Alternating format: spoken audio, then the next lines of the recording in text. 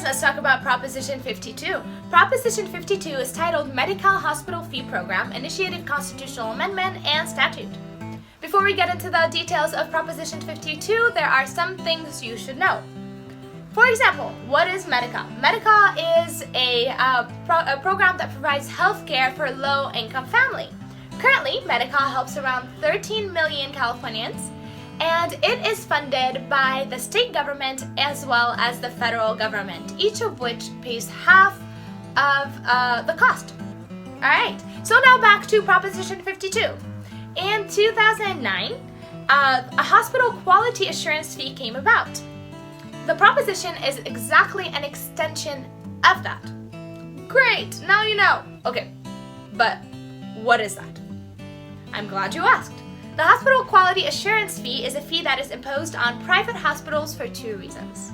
The first is to help the state fund for its share of medical costs, and the second to generate state general fund saving, which goes to fund different programs throughout the states. Alright, to make the image a little bit more clear, because I know it's confusing, let's take a look at this image. Alright, so this figure tells us that the hospital fee is paid to the state by the private hospitals of $4.6 billion. Of these $4.6 billion, it's dispensed among the grants that are given to medical payment for hospitals and the general fund saving. 3.7 goes into medical payment grants, and 0.9 billion goes into general fund saving. Now, in addition to that, the federal government gives $4.4 billion, and now the total is $8.1 billion. This is the net profit of the hospitals, and if you take out the $4.6 billion that they make as a payment, it turns out to be $3.5 billion in net profit.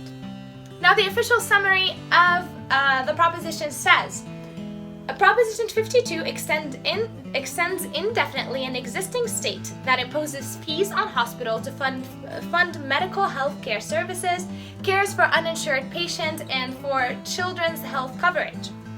The fiscal impact is not yet known for this reason, because the reason is, if voters say no to Proposition 52, legislators could extend beyond the deadline that is currently set.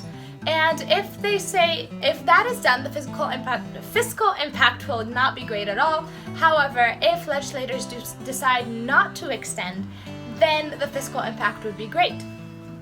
The pro-argument states, yes, on Proposition 52 extends the current state medical hospital fee program, which generates over $3 billion a year in federal matching funds that pays for healthcare services for children, seniors, and low-income families.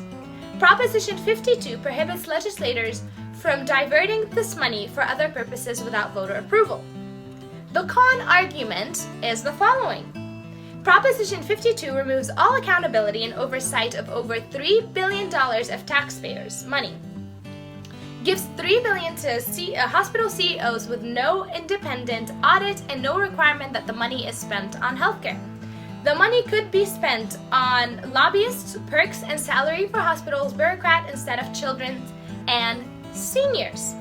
For additional information, please visit the voterguide.sos.ca.gov website. You'll find all the summaries about all of the propositions. And if you like the video, please do not forget to click like and share and follow us on the pages. I'm Rita Sakali, and I will see you next time. Bye-bye.